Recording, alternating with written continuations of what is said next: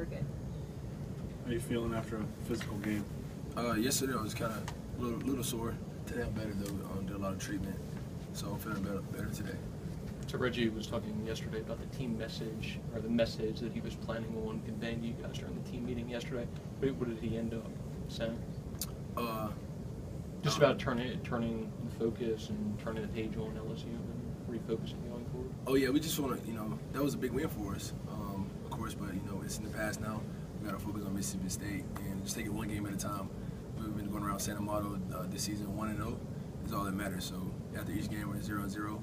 We're trying to get 1-0 at the end of the week, so that's what we're trying to look forward to doing. What do you think of Mississippi State? I've been watching film on them for a couple of days now. Their defense is really good up front. I think they have a big defensive line.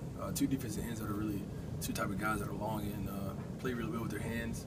We need to do a good job of blocking those guys. And their linebackers are really good too. Number 42 is a good ball player, and we got to make sure we block him, get ahead of him every time we can. I know he's a walk-on, but what does Michael Nice want to mean with this team? What's his role? Man, he's a hard-working guy. He does what the coaches ask of him. He never complains, and that's all I can really say about him. Because he's a great guy, a great friend of mine, and he never complains. A guy, like you said, a guy being a walk-on and just doing what anybody asks him to do. He plays hard every time, makes great blocks, and he's just a great guy and a great player for us. Is there a certain level of respect in the guy? Is it on scholarship and still kind of puts that effort out? Yeah, no doubt, man. Like I said, he has a lot of respect on the team.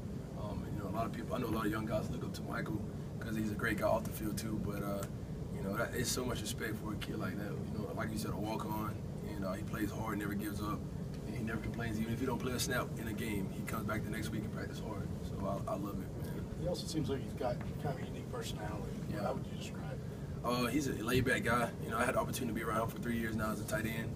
And he's always been a funny guy. He likes to joke, and that's Mike. I know, man. Nice wonder, and he's a guy that you can't really get back, man. I love him, man. What do you think of the nickname that Derek came up for? Highway 46.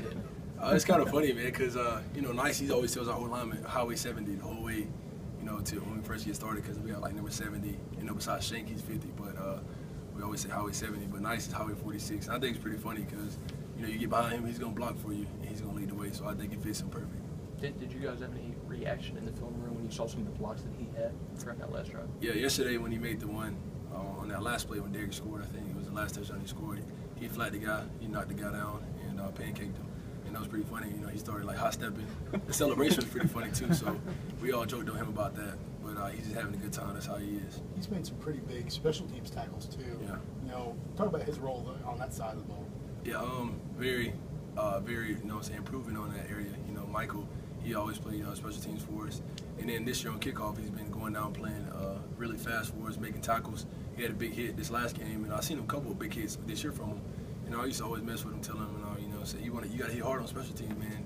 Make a statement, and he went down and did it. And I said, I told you. And he was like, yeah, you did, bro. But he's been doing good for us.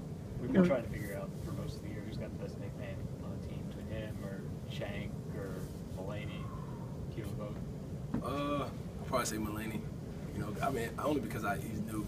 But Shank's been around for a while, so I've known his nickname. And then the names have been coming over Richard, trying to figure it out during the season. It's just been funny to me. I'm like, man, y'all need to give him one so we can stick to it. But I think Richard has the best one.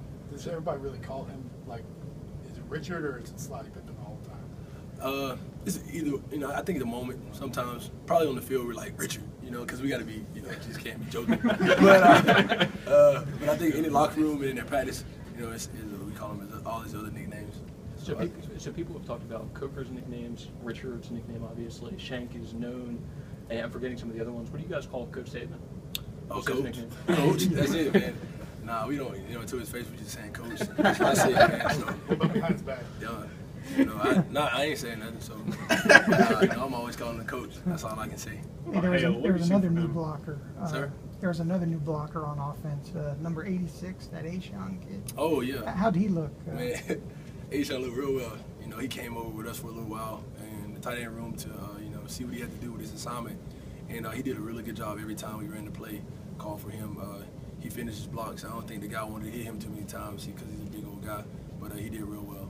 Yeah, what kind of game, did he have Saturday night? Ashawn? Yeah. A heck of a game. Ashawn, like I told him after the game, he was my locker buddy in the locker room. I said, man, and you did it all tonight. You played offense. You jumped over the kick. You blocked it.